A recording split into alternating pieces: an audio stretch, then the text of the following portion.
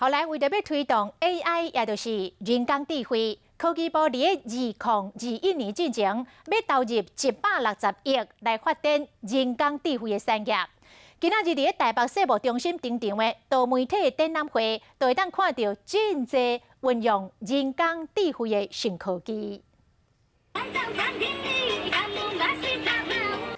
机器人会唱歌跳舞，这无啥物稀奇，但是伊聪明智慧也个需要升级。如果买的东西找不到收银台的话，其实现在呢可以直接问这台机器人，带我去收银台。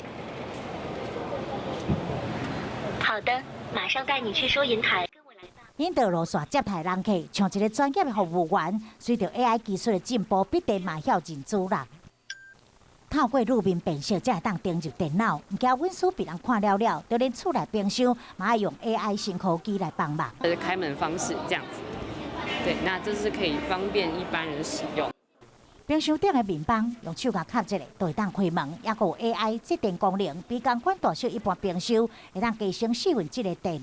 我们多媒体展的趋势最主要是用 AI 还有物联网的部分去推出这一次的新品。科技部伫2021年前预计投入160亿支持台湾 AI 产业发展，不过目前拄着上大的问题是人才不足。政府安怎把这个钱用伫应该用的所在，充分掌握着 AI 产业商机，来好好思考。